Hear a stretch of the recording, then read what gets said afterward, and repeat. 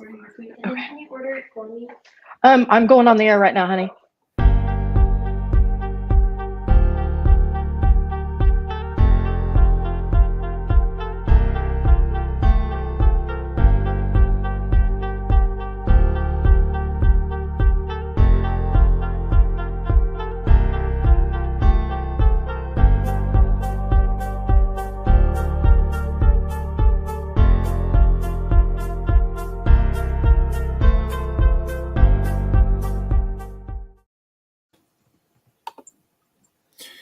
Right, what's up, guys? Happy Tuesday and welcome to Midday Due Diligence, part of Pick Six Sports. You guys be sure that you like and subscribe so that you can catch all of the Pick Six Sports shows that include Tuesday here at Due Diligence with myself and Camber, of course. And then they've got a midday show as well with Camber and Massey. And then, of course, you got Freestyle Friday with Nix. I mean, just a whole crew. Professor O, Mariella, Spoonie, the whole gang. And of course, hey, we pop in from time to time on the Freestyle Friday show. That's why it's called Freestyle Friday. You just never know.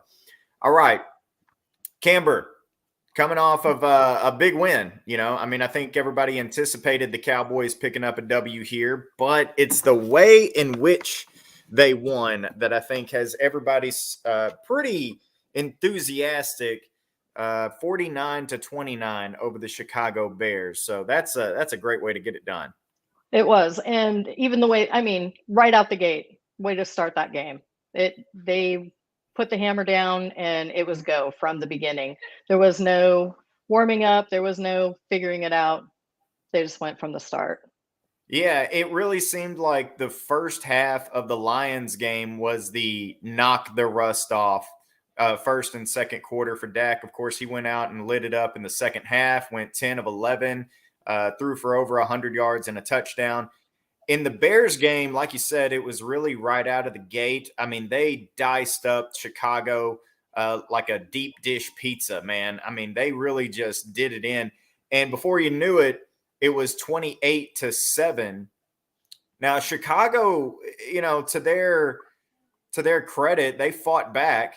And they used a couple of Dallas Cowboys mistakes against them, and one of those being the interception late in the second quarter. I think there was 40 seconds left, and they crawled back in, and they made it a 5-point ball game. So they kept fighting. And at the end of the day, though, they don't have just a ton of talent or explosiveness on the offensive side of the ball. The Dallas Cowboys kept their explosiveness on the offensive side of the ball, and that being Tony Pollard. And he really finished off Chicago in the second half. Absolutely. Absolutely. You know, even with that run offense that Chicago has, and we did see some of it, we were still strong enough in the other areas that it wasn't that big of a factor. They did capitalize on those couple of mistakes, but if you just look at the overall picture, I don't have much negative to say about the play this weekend. You know, what we did see, though, that I think that we need to talk about and needs to be addressed is these running quarterbacks. These mobile quarterbacks are somewhat of our kryptonite. They can make moves and they can make, you know, get the yards and do a little damage to us. And we've seen 3 of them so far this year, and we'll see two of the 3 again by the end of the season. So maybe that is something that Dan Quinn and the defense is going to have to address, is what do you do with that running quarterback? Yeah, and obviously that's a little bit different of a problem than struggling to defend the run in general. Right. Which means that you don't just have one problem, you actually have 2. Because there's other teams out there who may defend the traditional run game well, but struggle with a mobile running quarterback. The Dallas Cowboys struggle defending the run and struggle defending mobile running quarterbacks. So that's going to be interesting. You bring up a good point there. And let's see how much Jonathan Hankins helps against the traditional run game. But it would still say that I don't think Jonathan Hankins helps you much against mobile quarterbacks because it's not traditional. They're not looking to go A gap, B gap. Right. It's not a matter of freeing up your linebackers to roam. It's a matter of keeping those guys contained more so on the edges than it is here's handing off. We're going to dive up the middle. That's where Hankins comes in to help, is Right. plugging up those gaps and allowing defenders like Leighton Vander Esch, who had an awesome game on Sunday, to run around and make plays. So it'll be interesting to see. And of course, you got Jalen Hurts coming up Christmas Eve. Notable game, of course, for the Dallas Cowboys. But you're right, man. That it didn't kill them because No. you had an offense out there that put up a ton of points. You also got a defensive score, I believe, for the second time this season.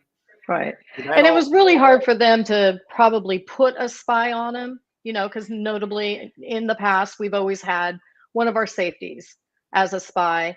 And we were a little thin this week, in the safety room, with Hooker being out and, and Curse, having some injuries like that. We were starting to get a little thin there. Yeah, and just he got banged up 2 or 3 times during the game. And of course, in J-Ron Curse fashion, fought through it, Right. found his way back onto the field.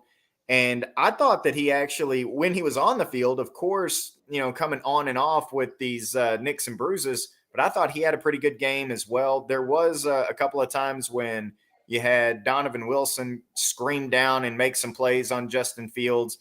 Right. Maybe it's a little bit skewed because of how the game was officiated at times. I mean, I know that there was a time when Justin Fields ran for a first down, I believe, on a late down. It was either third or fourth down, and Dante Fowler got held in an egregious way. I mean, like, how do you miss that type of way? And Justin Fields ends up picking up a first down with his feet. So maybe that call gets called in other ball games. And fortunately, the officiating didn't really have an impact overall on the ball game. Right. But it But was bad. It was bad. yeah, it I was mean, rough. I mean, it there were was some rough. guys looking like they were getting murdered besides Micah.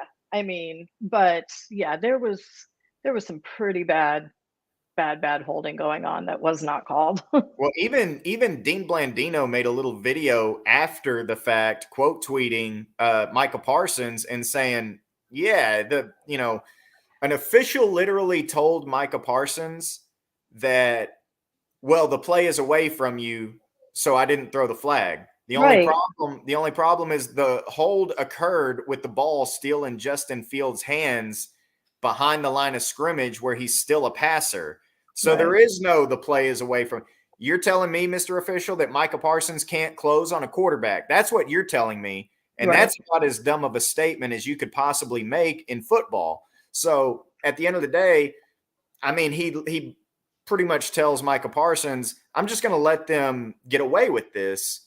Right. And that can't happen. But fortunately, poor officiating didn't impact the outcome of the game. And, Cowboys got a call or two go their way with D-Law ripping a helmet off. That didn't get called for the Cowboys. So Right. it was bad overall. Fortunately, the Dallas Cowboys were really, really good, especially on the offensive side of the ball. And that's going to take us to a little bit of star up for the offense and the defense. And I mean, it's going to be one of those things where we kind of do we pick the next best guy so that we both don't say Tony Pollard? Right. Right. Yeah, exactly. I mean, how do you not hand it to Tony Pollard in this game? And no, yeah, he's definitely he stepped up. We saw some amazing plays, very explosive. That elite, he just has got that elite cut and burst. Once he gets open, you're like, what's he going to go? Is it going to be 40, 50, 60 yards? He's just phenomenal with that in finding that gap. So yeah, I'm gonna have to go to my second guy because we were both gonna say Pollard, and I am gonna throw it to Dak Prescott. I mean, the last game, kind of shaky, rusty coming out that first half. Second half, came on better. besides that pick that he threw, that was a very solid performance by Dak. So I'm going to give it to Dak. Yeah, and I'm gonna. So I'll skip under that, so we don't have the same answer. Obviously, Tony Pollard is your player of the game. So kind of like you have MVP, then offensive player and defensive player of the year. Let's Right, do it in right. that form. So Sure. Pollard is your MVP, Right. and then Dak offensive. I'm gonna go another guy, and it may seem small, but I'm actually gonna give it to Michael Gallup, and the reason being, aside from I don't want to give a very blatant and obvious answer because Pollard and then Dak is pretty much 1B there. Those Right. two together really, really lit the world on fire. But Dallas didn't have to throw really at all in the second half. As a matter of fact, I think Dak had like 2 pass attempts in the final quarter and a half. Like there was Right. 7 minutes left on the clock in the third quarter, and Dak had already thrown 26 passes, and he threw 27 for the game. But getting Michael Gallup involved early, I mean, all of his Mm-hmm. work came early in the first half, and I really think that was very encouraging, not just for Michael Gallup, but for your entire wide receiving core. They've been so desperate to have that second guy. Of course, CD Lamb has had his ups and downs, but he was really, really up, had a phenomenal game. But I think seeing Michael Gallup get involved early and make plays was almost as encouraging as anything else that we saw throughout the rest of the ball game. So my offensive player is going to be Michael Gallup. On the defensive side, who do you got? I have one, Mr. Dante Fowler. That So was. Did I take yours? I could have sworn you were going to go LVE. So I Okay, feel great. so I absolutely was going to go LVE, and I went LVE. I think the week before, the week before that, and yes, I mean, Micah would be the obvious on that one. Next, and I really was going to go LVE, but I didn't want to look like a total homer. But yes, it would be LVE, but I had to go one level more, because LVE was pretty obvious. And Twitter, you people on Twitter, you have got to stop with the LVE hate and actually use your eyes and see what the man is doing and where, because I swear somebody's like, oh, do you see how late he was to that hit? And I was like, that wasn't even his original assignment. He's chasing it down for somebody else, kind of thing. But no, Dante Fowler, phenomenal game, absolutely fire coming off that edge. Loved it. Yeah, so Dante Fowler, and then in the second half, he turned it up a little bit with his run defense. There was a couple of Right. times where he was pretty disruptive off the edge. Wasn't a full game's worth of disruptive run defense, but he really, really had the pass rush going in the first half. Had the sack, and then he would have had two. We've already covered the egregious hold and everything like that, but he really was disruptive. I thought it was his best game of the season. And then as far as LVE goes, here's what I think happened. I think that early, like in the first 4 games or so, a couple of those were not as great as what he's playing to now. But now he's strung together, 3 or 4 consecutive good games. Right. And folks need to start to understand, because I was right there with them. Like, man, LVE's kind of up and down. But after 3 or 4 good games, it's just up. Right. That's what consistency is bringing it each and every game. So early on, Yeah. I thought maybe he struggled here or there, but in the last month, that guy has played really, really well. And I think with Hankins coming in and increasing his reps, increasing his role, especially in early downs, and then of course in third and short, fourth and short situations, LVE is going to benefit greatly from that, and he'll continue to play well. Right. Right. And this fan base, the ones that for some reason want to be completely against LVE, they'll focus in on the 1 or 2 plays that, yeah, he screwed it up. That was on him. But you could probably, I mean, if you're going to focus on 1 or 2 bad plays every game, you could insert name here and it would be true for almost any player on there. I mean, because let's be realistic.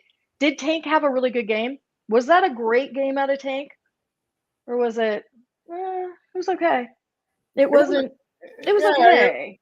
he didn't. It But wasn't his best game. right, right. But we've just got to stop with this. We have such a hyena mentality with this fan base that they'll see one thing and just jump on, and it's like a pack of hyenas, eating at it, when we need to back up and take a look at the big picture. By the way, who was it? Chris a while ago saying that it was Hankins, not D-Law, that ripped the helmet off. You're right. Went back and checked that. It was a good call. Jonathan Hankins tore the helmet off and didn't get called for it. So I'm sure that they were just as frustrated as we are.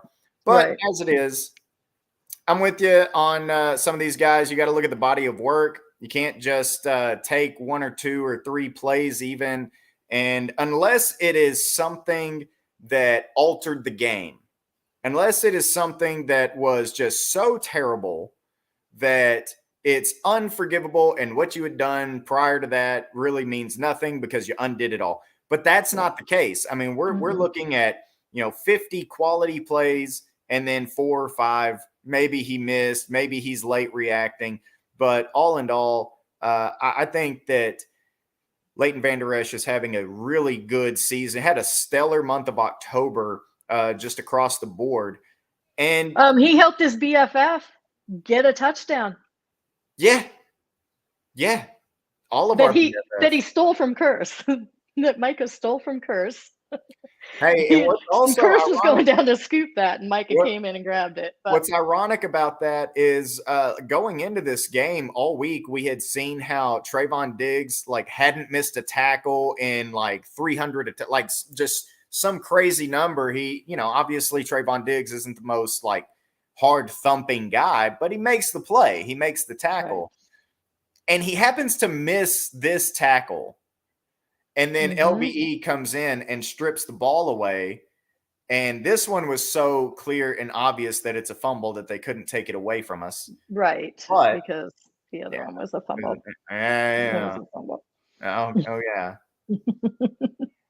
Did he regain possession? There's nothing to show. There's no angle anyway. Again. Right. But yeah, a very, very, and then we talked a little bit about this morning on my morning show. I do a little bit of a Cowboys recap. Why Justin Fields would not just touch Micah Parsons down. And I think that's attributed to you're a quarterback. You're trying to get out of the mess. You are, not really thinking in that way. So I think inexperience and just lack of awareness on his part, obviously. And at the end of the day, we're grateful. We're glad. Yeah. So there's that. Now it takes us to another conversation, though. Obviously, we talked about Tony Pollard as the MVP of this game. And there's a really good discussion to be had about his role going forward versus Zeke Elliott's role going forward. And I'm interested because Broadus brought up that, or it might have been Bobby, brought up that even after the Bears game, Zeke still has 40 more touches on the season than Tony Pollard. So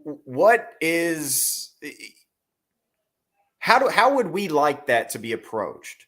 How would we like their touches going forward to be approached by this team? Here's something that needs to be done. We need to not confuse snaps and touches. Agree. Sure. The touches could be even and get the right production, maybe even lean to me at this point in time because of I saw a list of everybody that Tony Pollard has more yards than. And you're talking Jonathan Taylor, Kamara. It's the big boy list. Zeke. Yeah, and Zeke. But I think what needs to be done is that we either get it close to even or slightly lean towards Pollard with more touches.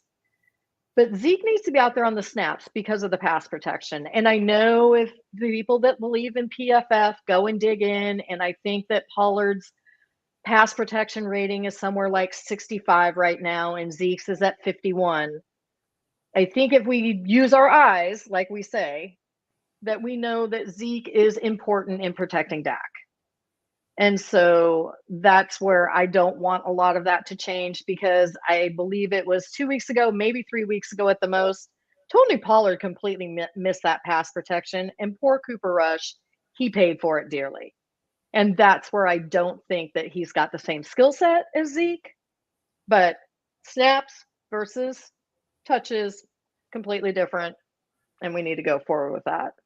You know, there was a moment against the Bears, and I don't know the defensive lineman who came free, but Tony Pollard, man, bless his heart, he steps in front of that defensive end and by all means makes the block, kinda. Paid for it. Yeah, man. I remember when you were a kid and you got the punching bag that had like a little bit of sand at the bottom of it, and you just like knock it over constantly and it would just pop. It was a lot like that. I mean, Tony Pollard, he took a lick, and he was disruptive enough that he made the block, but I guarantee you that type of play is more built for Ezekiel Elliott. And I also think that something that a lot of people who want Pollard to carry the load, they say he can do it. And I agree. I definitely agree. Mm-hmm. But I think that we haven't used Pollard to a point where you could see when there's going to be some wear and tear. And I think that's actually where Zeke comes in and can be a great, great benefit to this team. Is not just is he the better blocker in pass protection, but his body is just more suited for it.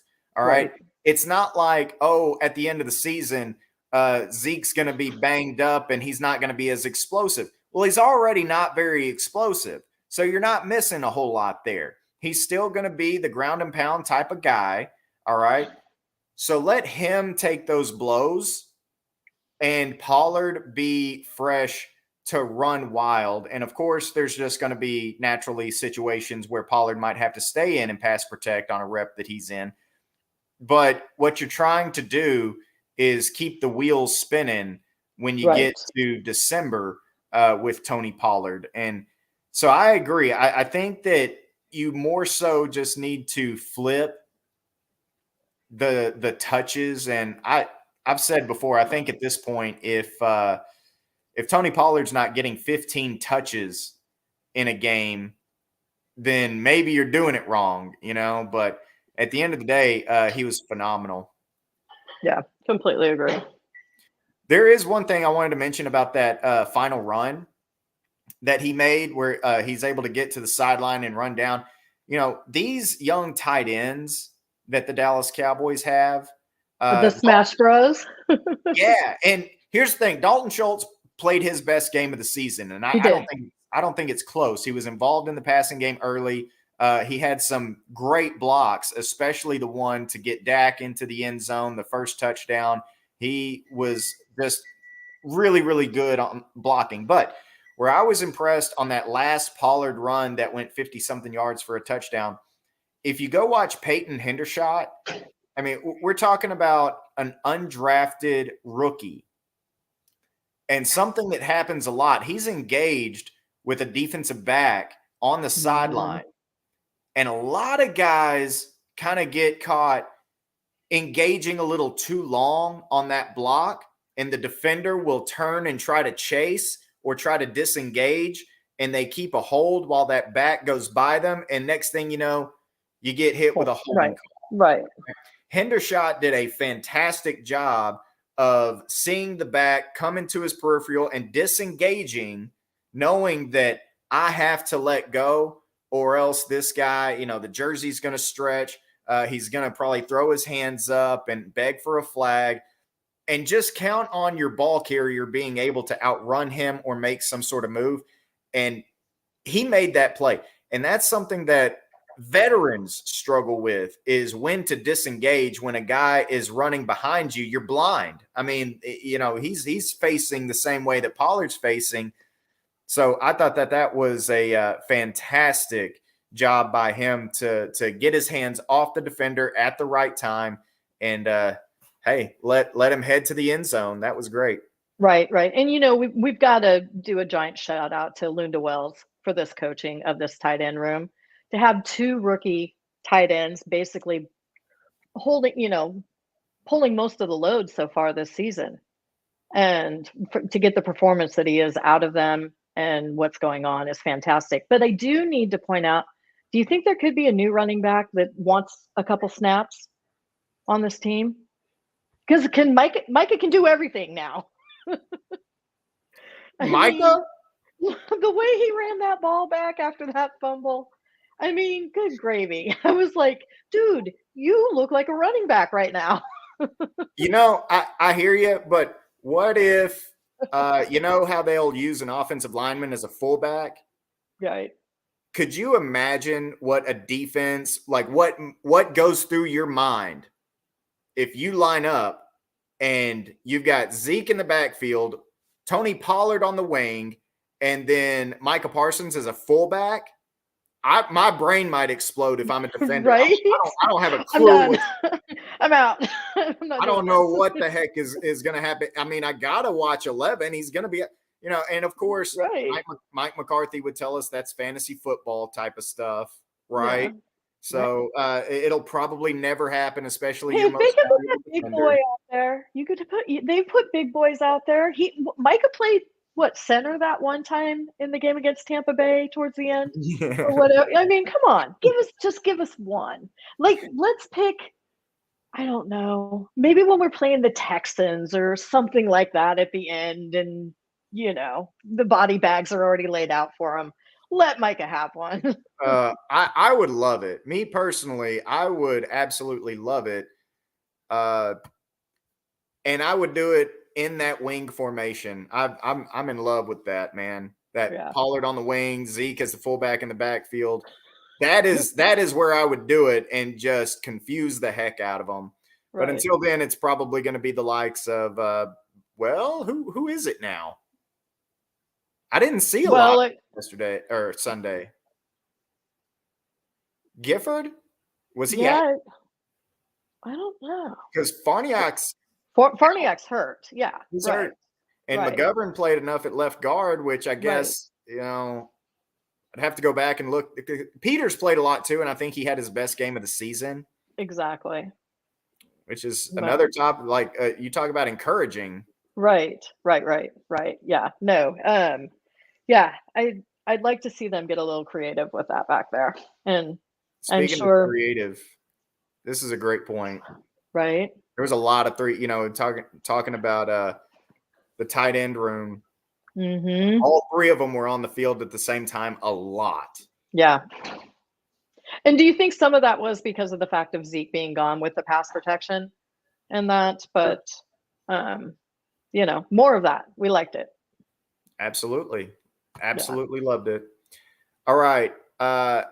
So with that, we're getting near the trade deadline. As a matter of fact, I guess we're 2.5 hours away from the trade deadline. And I haven't seen, of course, we kind of got our guys on standby who would, put something in here should something go down. Right. Yeah, we're relying on you, Massey, Professor O, those guys, they'll bring it to us. But I'm a little bit concerned that once they made a trade for Hankins, that the aggressiveness kind of toned down a little bit, because at least Steven gets to point and say, we did something, like, hey, what are you complaining about? Big sexy move? No, not really flashy. It's going to be a forgotten about move. And you're right. I did see that. Brennan Cooks is not at practice today. Which means he could be several places, though. He could be in several different cities, and it doesn't necessarily mean he came up here, but he is one of the guys that's on the list right now. Right. Now, anybody know if Cedric Wilson is at practice today? That's one name that we really need to be looking for. They could Cedric really could be potentially on that list to bring back, and it makes a lot of sense. You'd get him fairly cheap, for the rest of the season. You might have to give up the 6, which would have been your comp pick that we were going to get for him leaving. Dak, he knows how to find Dak in that end zone, and he knows how to get himself open for Dak in the end zone, and he knows the offense. He knows our scheme. So money wise, I see that's the bargaining chip between Jerry and Steven. They may have to swallow a little pride that they didn't think he was worth the money when they let him go. And but I believe he'll cost you what, $7 million next year on a 1-year deal if we bring him in. So I could see Cedric being that offensive piece, but I still think they might go after a defensive piece. For Cedric, when you say they'll have to swallow their pride, that's where I'm like, that's why it's not going to happen. Yeah. All right. Because not only are you going to have to pay what you initially didn't want to pay, but you're going to have to give up capital in addition to. And so and who knows, he's been hurt. It hasn't just been Cedric Wilson's not productive in Miami. He hasn't been healthy enough to play. So in a loaded room like they have, I don't know. We'll see. I do think they like him. He just hasn't been where they need him to be health-wise to get on the field. So who knows? I mean, he's an expendable guy for Miami. Oh, absolutely. Absolutely. So I mean, they had him returning punts last weekend. So, there you go. And that does kind of break my heart because I've always been a Cedric Wilson fan. To think that he's been relegated to returning punts on another team when, he is a Dak guy. He's one of Dak's guys. And so I just kind of hate that piece of the puzzle's gone. But if we are going to talk about, if I have my way, go get Jerry Jeudy. Go get me Jerry Jeudy. We've talked about it before. He's on his rookie contract. You're going to have that 5th-year option. It could create quite a competition with CeeDee Lamb as to who's going to get paid that big contract at the end of both of their 5th-year options. I'm fairly certain he's going to cost you a 2nd and a 4th. But, we burnt a 2nd this last season on a wide receiver that's not doing anything. Yeah. Chase Claypool to where'd he go? The Bears. Wow. Really? Yeah. Interesting. They just traded their best player. And then brought in Claypool. Which, yesterday I had mentioned in one of our chats, like, hey, if the Bears are trading off, then what about Mooney? How would they feel about getting rid of him? Right. He may not be the exact guy that Dallas really needs, but he's a good route runner. I heard they wanted I heard they wanted big numbers for Claypool. I wonder what the Bears gave up. I don't know. Interesting. Well, that also takes us back to Jerry Jeudy because allegedly the Giants inquired about Jerry Jeudy and were out on the asking price. They were out on the asking price, and I wouldn't have liked that either. You get rid of Tony and then you go upgrade that spot. That would have been tough, especially, we kind of look sideways at the Giants like, man, this is going to come apart at some point. They're not going to finish as, some big time contender. And then they lose to Seattle. And, I'm kind of pinpointing here's where it starts. But if they go get a guy like Jerry Jeudy, then you got to rethink that, Mm-hmm. But at the end of the day, they said, no, that's too much of a. I think Jerry Jeudy would be the move if they were going to make a big move. Let's be honest. He's the one, because Jerry Jones has already said that he's willing to give up draft capital. And we know that Steven, clutching his pearls, doesn't want to give up the money in big contracts. So you already got to look at, like, with DJ Moore. DJ Moore is going to cost you money in that contract. Brandon Cooks is going to cost you some money on that contract. A little bit more than we know. Steven, it's a lot to Steven. Maybe not so much to us, but a lot to Steven. So you've got to look at it in the fact that if Jerry is if he's allowing Daddy to deal the draft capital out, that we need to look more towards someone like Jerry Jeudy that's going to be a much more friendly contract in the long run. So I'm seeing a second round pick for Jeudy. I mean, for Claypool. Oh, I was like, second round for Jeudy, done. Oh yeah, no, you done. I don't even need to talk about it. As a matter of fact, that's such a kind gesture. I'll throw in a fourth. I don't care. Right, like, right. Voluntarily, like whatever. Yeah. So let's see. Yeah. And you want Josh Ball? You can have Josh Ball too. Gone. See ya. Bye. I forgot he was on the team. Exactly. That's what I'm saying. Take him. Me and Camber always and forever finding random moments to take shots at Josh Ball. All right. Wow. Second round for Claypool. I had heard that they were asking way higher than that. Everybody asks high. And you know what? I think that's a fair trade for him. You know, you've got to look at the guy. He clearly has talent. Look at his quarterbacks that have been throwing to him. You know, I think it's a good move. It's a good move by the Bears as far as if that's all it took to get him. That begs to question what it would take to get Jerry Jeudy. I have literally been told that it's a second and a fourth right now. And I don't know. Do it. Get it done. Because honestly, I think that's the piece that's missing on this offense is we need one more to confuse. I mean, because are we going to be realistic? We haven't seen one snap out of Washington. Noah Brown's hurt. You know, he's banged up right now a little bit too. Simi Fajoko's hurt. You got nothing out of Tolbert. Yeah, Tolbert's like ghost. So get me that one big piece. And honestly, I'll start talking all the crap I want about because of the way the NFC has been looking and the weaknesses.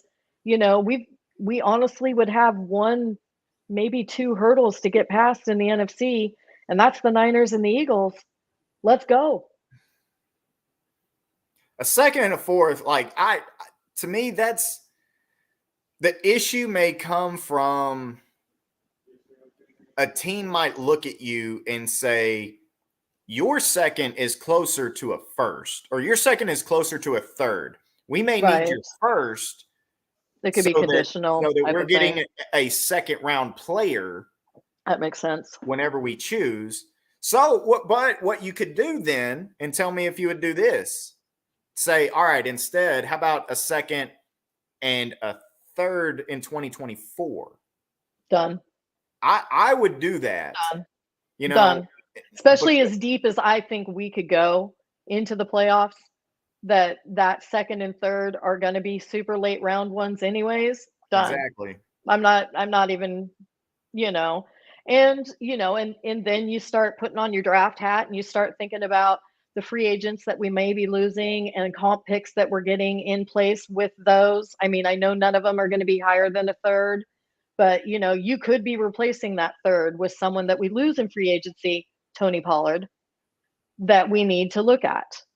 So yeah, give them that third, because unless they work their magic and somehow we do, you know, remain having Tony Pollard, I mean, we can start going through the list of guys that are going to give us third, fourth, fifth round comp picks.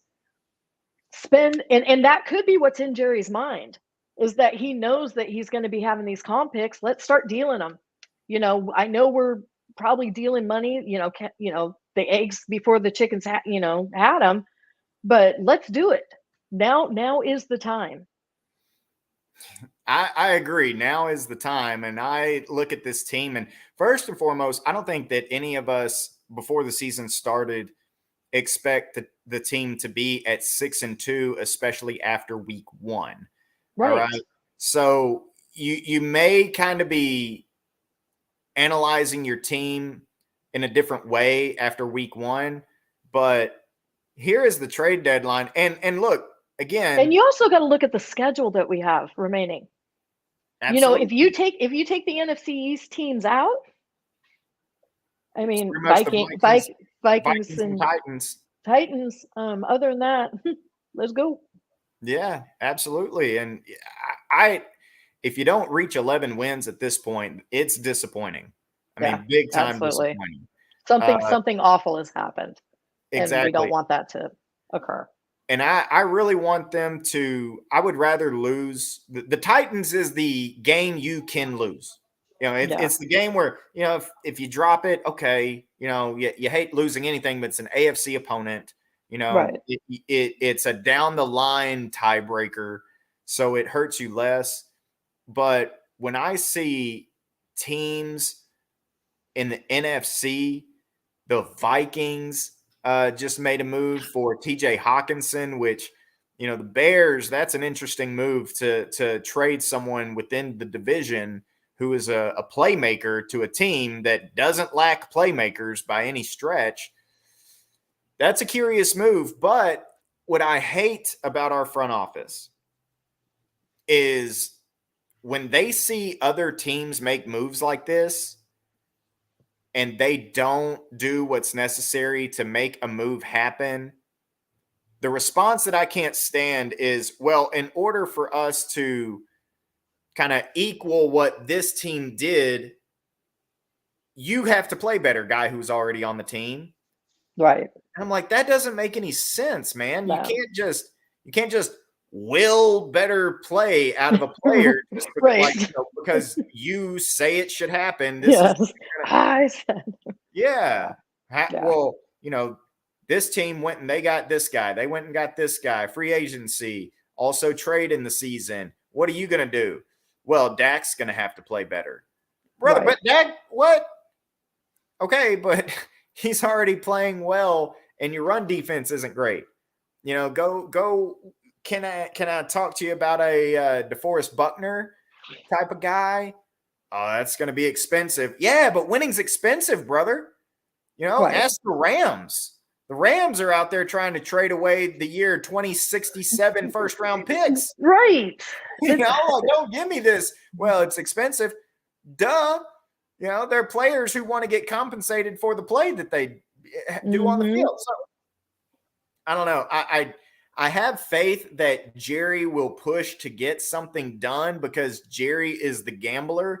Unfortunately, he's not the guy making the calls anymore.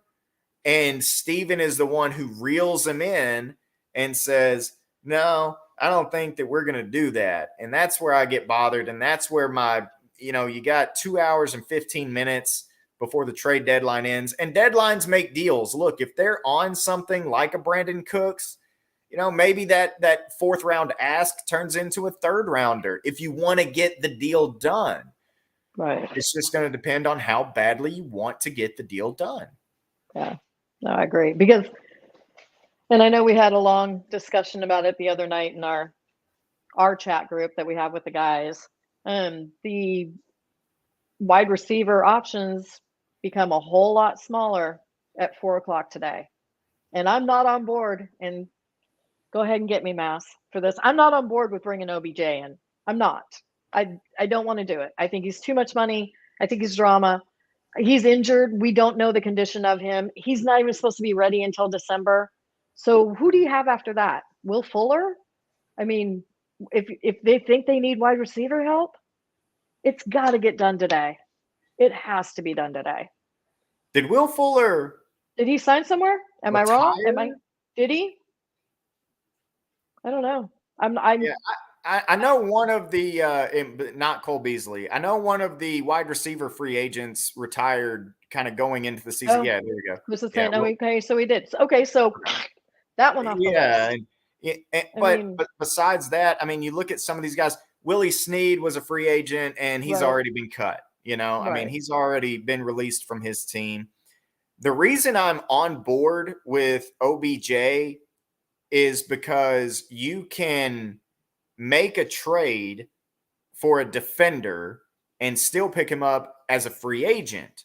And you're not giving up draft capital for your receiver now. Not only that, but perhaps you have look, I've said it before, the Cowboys love the cavalry arriving. All right. So imagine OBJ, James Washington, Semi Fehoko, all coming back around the same time. And Tyron then Smith. Tyron Smith. I mean, I don't know if you want to throw Matt Forniak in there or not, but, possibly so. But they love that sort of thing. They love bringing players back in droves from their injuries, within a week or two of one another. Good And point. so I don't love OBJ as the first option at wide receiver, but Right. if you make a trade for a defender, they're not going to make a third trade for anybody. I mean, no matter what. So you could still pick him up off the street as a free agent, and that to me is why OBJ makes sense. Otherwise, you would probably say we're good on the defensive side of the ball and we'll trade for a wide receiver.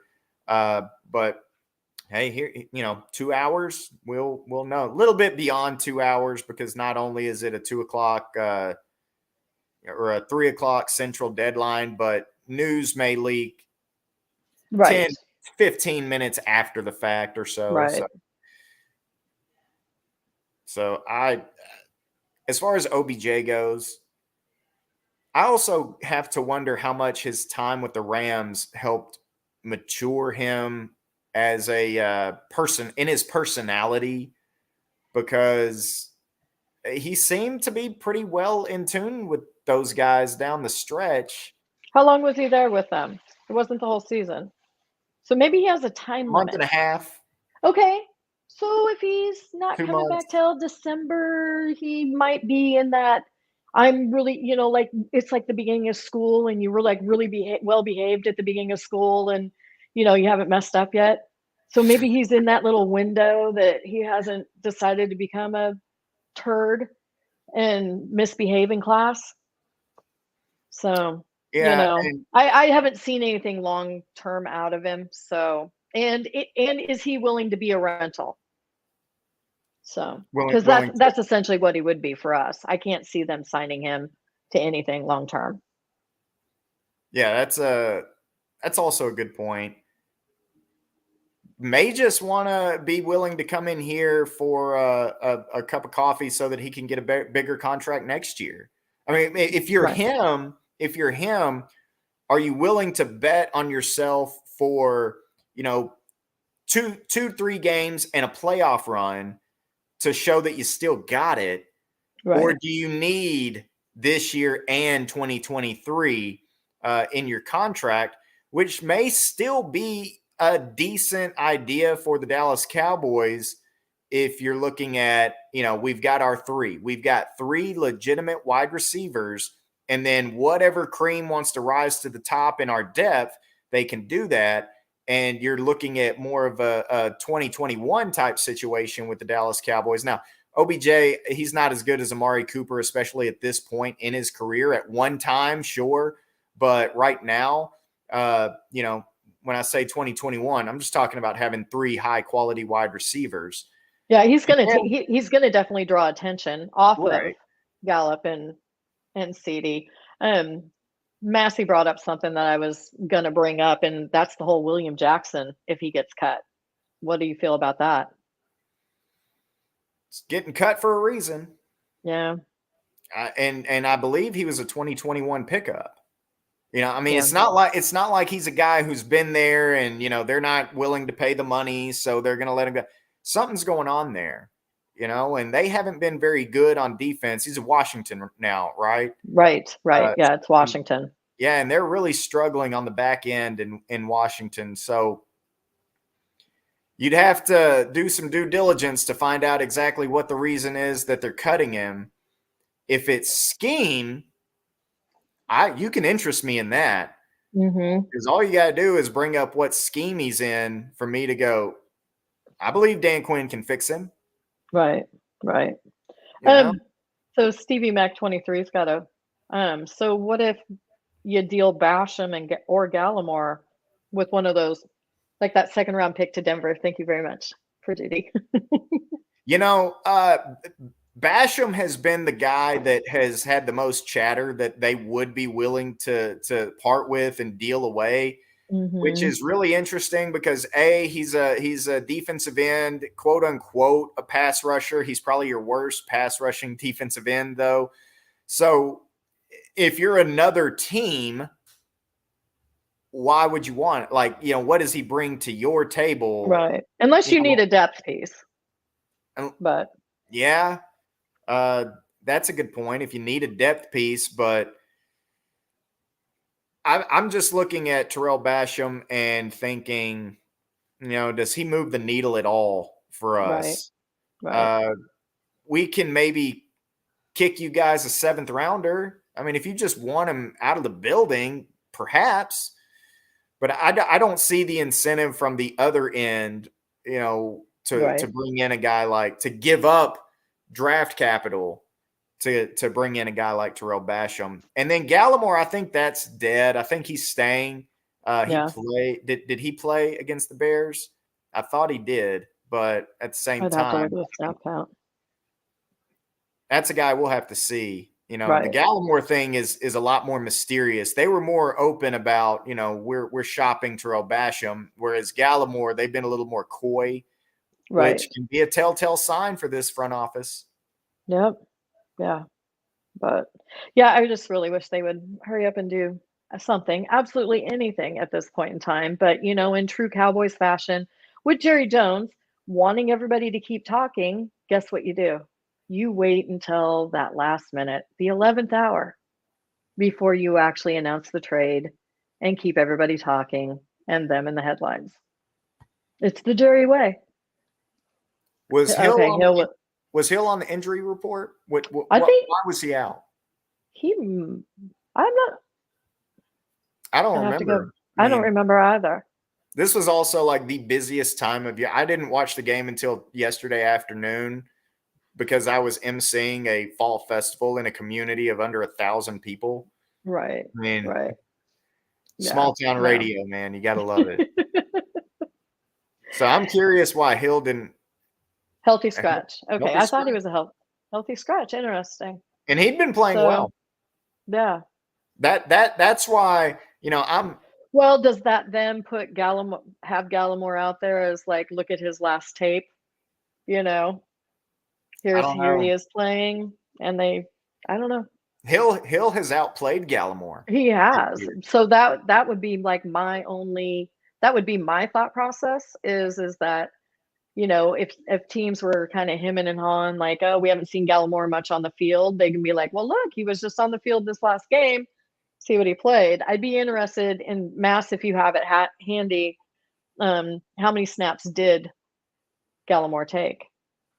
How much was he out there? I mean, he clearly wasn't out there that much because we didn't notice him that much. But Yeah, and with Hill finally playing well and being a former second rounder, they can probably point to him and say, look, we loved this guy coming out. I think it was a Central Florida, coming out of wherever he was at, South Florida maybe. But we loved him coming out of there enough to take him in the second round.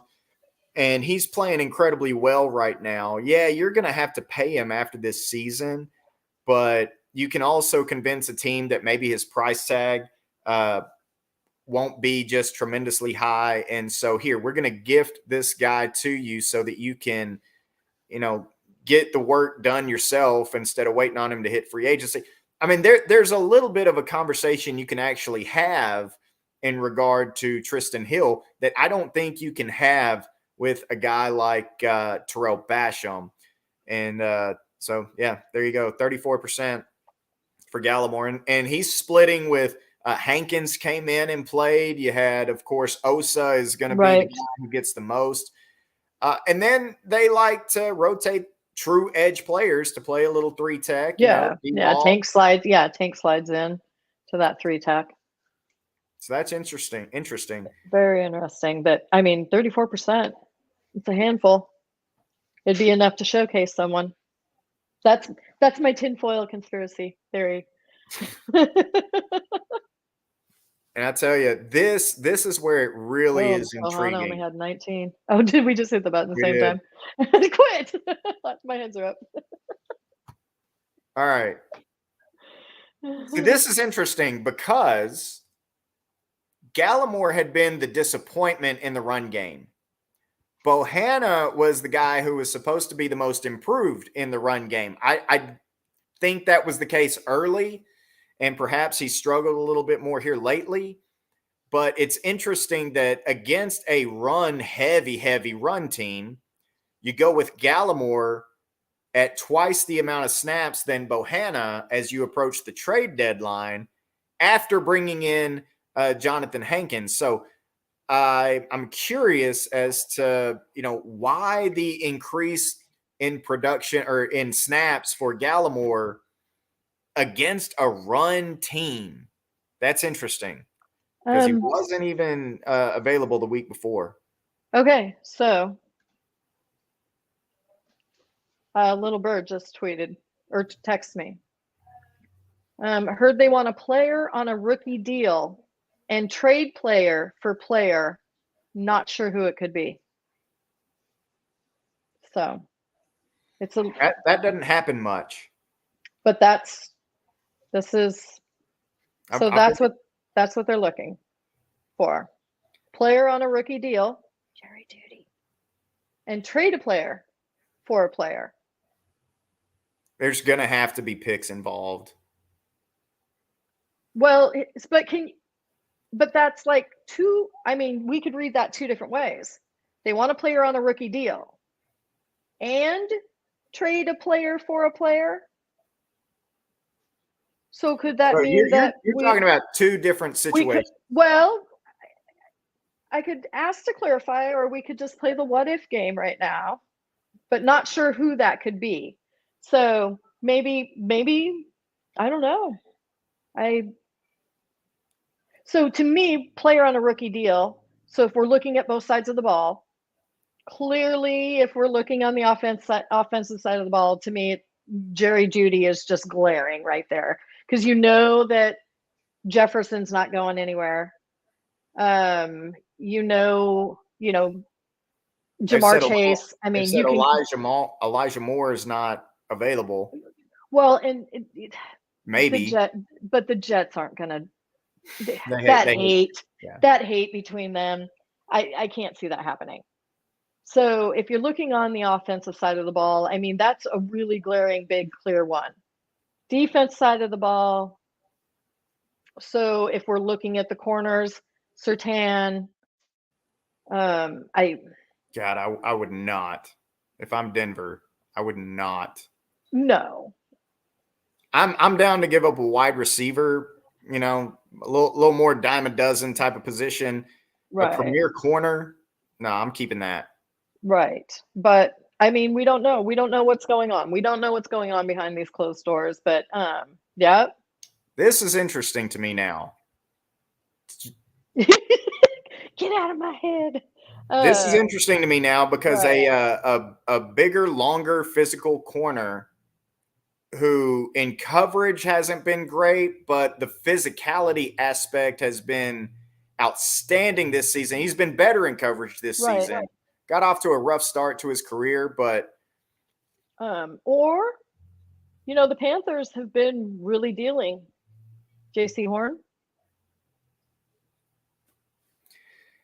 I mean, I don't think he's had as great of a start as Surtain, but he would cost you less, or maybe a lesser player if that's the deal. But I don't think he would, though. You don't think so? I don't think he would, just because he is still an ascending guy who has, 3.5 years left on his contract, including the player option. He was a target for you in the draft, and I think teams will hold that against you as well to try to get more compensation. And I think you would have to move heaven and earth to get a guy like that, similar to Brian Burns, And I think that if another team that isn't the Rams offer that same, first round picks, the only difference is with other teams, you would get it in 2023 and 2024 as opposed to, the year whenever the Jetsons were alive, however long it takes to get to that draft pick because the Rams have already traded them all away. But and I could be completely wrong. I would personally have an issue getting rid of a top 10 corner in the draft that's brand new to my organization that I'm trying to build. I can't see that. That would be rough. Yeah. Interesting though. Interesting. So there is more. I really find the whole idea that they could be after another edge player to be interesting and a little confusing, because that is something yeah. this team has a plenty Yeah. of. Yeah. I mean, I just Bears have boss man. Oh, no. Edge is not a position that I feel like is the move or is needed by any means. I don't It's know. just it's not the area that if we were looking at defense, honestly, the the glaring position to beef up the defense now that they brought in Hankins would be a corner. And because safety room, they're a little banged up right now, but I love it. Love our safety room. I just, I just got to feel this is an offensive move that they're trying to make right now. I really do. Yeah, and I think that if something happens in an underwhelming way, then you're probably looking at maybe offensive line depth. If Farniak's Um, out for a little bit longer, or Tyron's out for a little bit longer than anticipated, then maybe they bring in some guy we've never heard of. That some big time draft nerd like us who has a great memory remembers him from the fourth round of the 2019 draft, or so, like a guy like that. Jerry, go trade for Jerry. Yeah. that's my boy Spoon. You got Hey, it, brother. JJ's all the way. Yes. JJ's all the way. That's what I'm Bring me the talking double about. J's. Yeah. I'm telling you. I literally am going to lose my mind if that happens. I'm telling you right now. I feel like that's the piece. That's the move. That's the piece on this offense. And you know what? If they make that move, we know that Jerry won the argument. He is all in, and they're actually doing what we've screamed, what we've seen other teams do for years, is make that move to go all the way. And that's something Steven hasn't been willing to do. And that's the frustrating part. I mean, look, at 6-2, and you fought and crawled back into that Eagles game with a backup quarterback. Right. I really have got to think that at some point, Steven has to give in and push the chips to the middle, because we know Jerry will do it. Oh, yeah. And he reiterated 80 years old. Yeah. It's gotta come before too long, or else, Right. Right. you don't really want to say it, but we Yeah. all know. Right. We don't have to say it. No. Time No. is finite, as Thanos said. Yeah, right. Exactly. So, Exactly. Jerry, So and so we can't beg for Jerry to do it. I believe that Jerry would do it. I think Jerry would have already done it by now if there hadn't been some kind of push or whatever like that. And Jerry could have been positioning himself by making the comment earlier this week that he's willing to give up the draft capital. Maybe they're having a little cat and mouse game, and Jerry was like, "Hey, watch this. I'm going to throw this out there." Who knows? But internal fighting. we are all going to channel our inner energy, football Jerry energy, and throw it out to the universe and speak it into existence. Jerry, go get Jerry. Jerry. Everybody say it with me. Come on. Jerry, go get Jerry. I'm Make it with so. it. One more time. Yeah. Throw it up there once more. Right. Spoonie, we appreciate you, brother. All right. That's going to wrap it up. By the time there's another show, which will be Thursday, correct? Yes. Mass and I will be on Thursday. Then 1:45 Central. We will absolutely know if the Dallas Cowboys have made any trade additions. We'll see, guys. But hey, we appreciate you hopping on. We appreciate you coming in. And Jerry, go get Jerry. Do it.